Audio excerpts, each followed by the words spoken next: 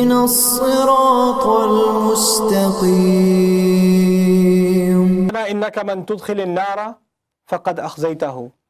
Then our master, whoever you entered into the fire, then you've humiliated him. أخزى يخزي إخزاء فهو مخزن. إخزاء in Arabic is to humiliate someone by exposing their wrongdoing to everyone. So it's not unjustifiable humiliation. It's humiliation that's done when you yourself did something wrong. It was hidden, nobody knew about it, and it was brought out and everybody knows now. And as a result, you're humiliated. This is called ikhza. This person says, whoever you've entered into the fire, well, they didn't just go into the fire by themselves privately. What's happened then? They've been publicly humiliated. You have humiliated them. You've exposed them first. وَمَا لِلظَّالِمِينَ مِنْ أَنصَارٍ. And wrongdoers will have no aids, no helpers whatsoever. You know why that statement is important? Because a person who really reaches tawheed from the depth of their fitrah, from their heart and their mind, when they reach that conclusion, they also realize all of these intermediaries that different religions put between themselves and God, that is supposed to help them so they can do whatever wrong they want, and this helper will come along and they'll be fine. He realizes all of this is garbage. وَمَا لِلظَّالِمِينَ مِنْ أَنصَارٍ is a refutation. مَا لِلظَّالِمِينَ مِنْ أَنصَارٍ. There are no aids for wrongdoers whatsoever. This is wrong. There can't be anyone put in between. And so who is in between then? If no intermediary that is going to carry our burden, but how do we get Allah's message? رَبَّنَا إِنَّنَا سَمِعْنَا مُنَادِيًا. I love this word because it resonates even with us. You know nida or nidan in Arabic, nida? It doesn't just mean a call. It also means a long distance. Al-bu'd. Nida also means a long distance. When we say Rabbana innana sami'nana, this is actually the fundamental difference between dua and nida. Nida is from farther away. And it's louder. Because when you're louder and you call, you have to use a louder voice. But it illustrates a distance. So it says, our master, we heard the call of someone, sami'na munadiyan, a caller. We heard a caller, yunadi lil iman, calling to iman from far away. As generations go by, the messenger is further and further and further and further away. But we still hear the call. We're still hearing the call. Same call. Yunadi lil iman. The first time, you know, some of the believers, the first time they heard the messenger, he was on top of a mountain and they were at the bottom. Munadiyan yunadi lil iman. A caller calling to iman. That's what they called him. So, Rabbana innana sami'na. No doubt about it, we were the ones. We heard the call of a caller, calling us to iman, calling us to faith. It's like they summarized, somebody says, what is the summary of Allah's messenger's message? What did he deliver to people? In a nutshell, he was calling to iman. An aminu. And then further explaining, what is that iman? An aminu bi rabbikum, that you should believe in your master. Meaning there is a relationship between Allah and us. He is our master, we are the slave. فَآمَنَّا, then we've come to believe. That caller, basically I reached on my own, I reached a certain point, I couldn't go any further. That caller came and took everything I had already reached and helped me take that next step. That one step I couldn't have reached myself. That can only come from revelation. فَآمَنَّا, then we've come to believe. رَبَّنَا فَاغْفِرْ لَنَا ذُنُوبَنَا. Our master then in that case, as a result, because we've accepted his call, we've reached, in one sense, we've reached one destination, one major milestone. We got to Islam itself. As a result, cover for us our mistakes, our embarrassing mistakes. ذُنُوبَنَا. Covering for our mistakes is one thing. Let's take it a step further. وَكَفِّرْ عَنَّا سَيِّئَاتِنَا. And bury away from us our evil deeds. Sayyi'at are ugly, nasty, evil deeds. Su in its original meaning is something ugly. Saw'a is a corpse. Saw'a it's something hideous, you don't want to look at it. It's disgusting. Sayyi'at are disgusting deeds. So dhunub are things you're embarrassed about. Sayyi'at are bigger things that are disgusting and despicable. Not just to you, to everybody. You asked Allah to cover your mistakes, meaning your smaller errors. And the big stuff you did is so big, you asked Allah to bury it. And not just bury it, كَفِّرْ عَنَّا يعني بَعِيدًا عَنَّا. Bury it far away from us. Nowhere near me. I don't even want to feel its stench. Smell its stench. Far, far away from me, bury it. And you know, this is a beautiful dua because on Judgment Day, our deeds are covered. But our deeds are also buried. When something is covered, you can see something's there. It's just covered. I see a pile, I wonder what's underneath it. I wonder what's behind the cover. But when something is buried, nobody even asks the question. Because it doesn't exist in their eyes. So it's even further saving them from humiliation. وَكَفِّرْ عَنَّا سَيِّئَاتِنَا وَتَوَفَّنَا مَعَ الْأَبْرَارِ. And take us among the righteous. Tawaffana ma'al abrar. Take us among the righteous. This is a very beautiful conclusion to the dua. It's very wise. You know, tawaffana ma'al abrar means you're taken and you're taken into the company of the righteous. It also means abrar, those who did good. We talked about bir in Surah Al-Baqarah in detail. These are the people of bir. The singular of abrar is bar. Barun abrar. Right? But it also means give us death while we are around the righteous. Ma'al abrar. A person reached the conclusion of Iman on their own. You know what that means? Everybody else didn't reach it. And then they heard the call of a lone caller and they accepted that call and they were cut off from their own people. Their own family turned them out, their people turned them out, they're isolated. They're asking, Ya Allah, when by the time my time comes to go, give me this one gift in the akhirah and also give me in dunya. Put me around people that reinforce my faith. Ma'al abrar. So I can be with them here and be in their company there. Rabbana, and our Master, and in addition, wa'atina, and grant us, ma wa'attana ala rusulik. Whatever you have promised us, what you have promised us upon your messengers, meaning through your messengers. What promises you sent upon your messengers to us. You've given us certain guarantees. We've accepted those guarantees and we're willing to make all the sacrifices necessary just so we get to benefit from those guarantees. And in addition, وَلَا تُخْزِنَا يَوْمَ الْقِيَامَةِ, and do not humiliate us. What is humiliation?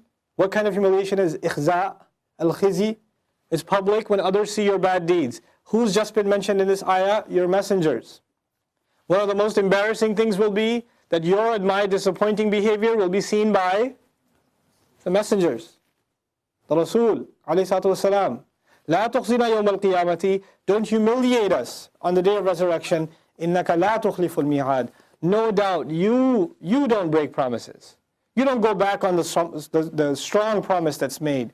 You know the surah in the beginning, we learned, Inna Allah la yukhliful mi'ad. Surah at the end is reminding us now in our own words, as though we've learned that lesson from the beginning of the surah. Now it's coming out of our mouths in second person talking to Allah. Innaka la tukhliful mi'ad. فَاسْتَجَابَ لَهُمْ رَبُّهُمْ. Then their Master began to respond to them. You know, ijaba, ajaba, yujibu, ijabatan, to respond completely. Istajaba, to begin to respond also. Allah responded, but this is just part of the response, and it'll keep going and going and going and going. فَاسْتَجَابَ لَهُمْ رَبُّهُمْ أَنِّي لَا أُضِيعُ عَمَلَ عَامِلٍ مِّنْكُمْ. Their Master responded to them, saying that I am not going to put to waste for any reason عَمَلَ عَامِلٍ, the work of anyone who does work. By the way, when you say عَامِل, that means action and intention together. عَامِل includes action and intention together. فَاعِل only includes action, it does not include intention. Right? Amal is a known action. You know what you're getting yourselves involved in. That's amal. Okay? So, inni la udi'u amala amilin. I heard that. The work of anyone who puts themselves to work. Anyone who does work in any capacity from among you. Min dhakarin aw untha, from the male or the female. I'm going to compensate every single one. You know, there's a social distinction in Islam between men and women, between their rights in society, between their rights as husband and wife, between their shares in inheritance. In all of these things, there's a distinct, even in how they pray, right? Or when they can pray, and what obligations they have financially, etc. There's a distinction in Sharia in all of these things. When it comes to rewards, Allah did not make that distinction. When it came to Allah compensating, Allah did not make that distinction. I will give anyone who does work, regardless of whether they are male or female. Min dhakarin aw untha. Ba'dukum min ba'din. Some of you are from others anyway. You are all progeny of each other. فَالَّذِينَ هَاجَرُوا. Then as for those who migrated, وَأُخْرِجُوا مِنْ دِيَارِهِمْ, and were expelled from their homes. Let's understand what's this doing here. These ayat were about a migration. a migration from disbelief to belief, a migration of what was once just a world of ideas, and then when the call was presented, they made a migration to Islam. But that migration to Islam is not just a personal journey. When you join this messenger and his mission, alayhi salatu wasalam, it means a lot of trouble is going to come your way. It's not just going to be a personal migration. You'll physically have to migrate out of your home too, if you want to hold on to this deen. This religion required a lot more of the Sahaba than it requires of us.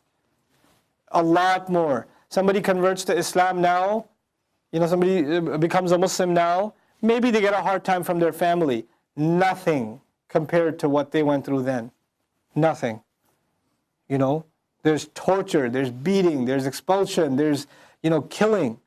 You've lost everything. And some people actually even go through that here nowadays, and they can relate to these ayat because those who had to migrate. And hijrah here also means if someone, and perhaps even to us it applies in the sense, we've been Muslim our entire lives, some of us. But we've never actually looked at the skies and the earth and never actually said to ourselves on our own, our master, you didn't create this without purpose. Now finally, we're not just hearing, we're listening to the call of a caller. We've woken up as Muslims. If that's the case, then you might have to experience a hijrah yourself. A lot of the Muslims around you are not going to be awake. Your family might not be. And they might not want you to be. They might even be uncomfortable with your transition, your transformation. They'll be uncomfortable with it. These ayat are consolation for people like that. فَالَّذِينَ هَاجَرُوا وَأُخْرِجُوا مِنْ دِيَارِهِمْ. They were expelled from their homes. وَأُوذُوا فِي سَبِيلِي. And they were caused pain in my path. Just because they were heading my way, they were ridiculed, insulted, the loss of job, loss of finances, all of it came because they made a migration towards me. Somebody was oblivious to their religion. When they came to their religion, they realized their job isn't probably the best idea.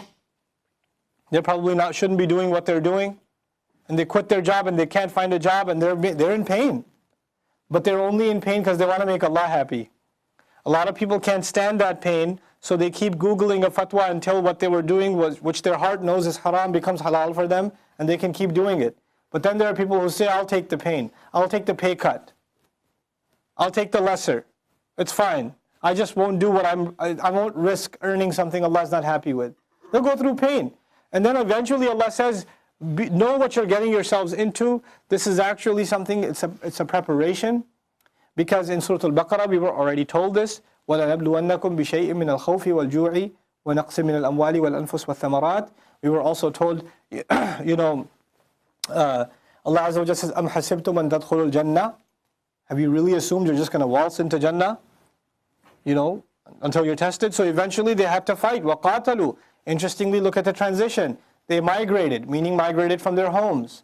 And they were expelled from there. And they were tortured. Even if you talk to a non-Muslim who hates Islam, you don't bring up Islam, you say someone who's been taken out of their home and expelled, they migrated because they're kicked out of their home and they were tortured.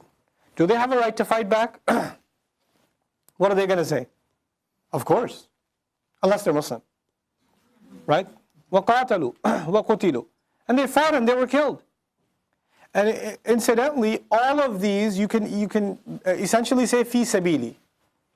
فَالَّذِينَ هَاجَرُوا فِي سَبِيلِ اللَّهِ وَأُخْرِجُوا مِنْ دِيَارِهِمْ فِي سَبِيلِ اللَّهِ وَقَاتَلُوا وَأُوذُوا فِي سَبِيلِي. It's already mentioned, in my path, they were given pain. And actually, all of these are forms of pain. Migration is a form of pain. Being kicked out of your home is a form of pain. Fighting is a form of pain. And then the eventual, وَقُتِلُوا, and they were killed.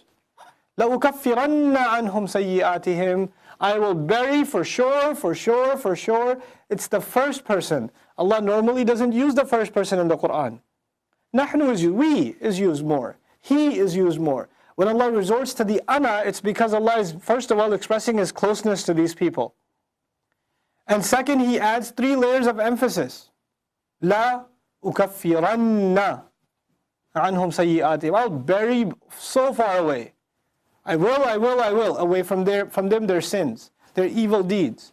وَلَا أُدْخِلَنَّهُمْ جَنَّاتٍ. Interestingly, they asked for 2 things. Covering of the mistakes and burying of the sins. Allah says, no, I'll bury everything. Covering is not enough for you guys. I'll give you more. I'll just bury everything. وَلَأُدْخِلَنَّهُمْ جَنَّاتٍ تَجْرِي مِنْ تَحْتِهَا الْأَنْهَارِ. And I will certainly enter them into gardens, at the bottoms of which rivers are going to be flowing. ثَوَابًا مِنْ عِنْدِ اللَّهِ. This is a payback. This is what comes back to you for your good deeds. ثَوَابًا, especially from Allah. This is something especially coming from Allah Azza wa Jal. In that, nothing like this you will get in this world. When he says ثَوَابًا مِنْ عِنْدِ اللَّهِ, it can't come from anywhere else. Nothing you enjoy here can be compared. وَاللَّهُ عِنْدَهُ حُسْنُ الثَّوَابِ. And Allah, in His possession alone, is the most beautiful of all possible compensations of returns. I'll leave the last passage of this surah, inshallah ta'ala, for our last conversation, because the time for the session's up. I hope to finish this surah today, and I also hope to finish a good chunk of Surah An-Nisa today. Inshallah ta'ala. Barakallahu li wa lakum fil Qur'an al-Hakim, wa nafa'ani wa iyyakum bil ayati wa dhikr al-Hakim. Wassalamu alaikum wa rahmatullahi wa barakatuh.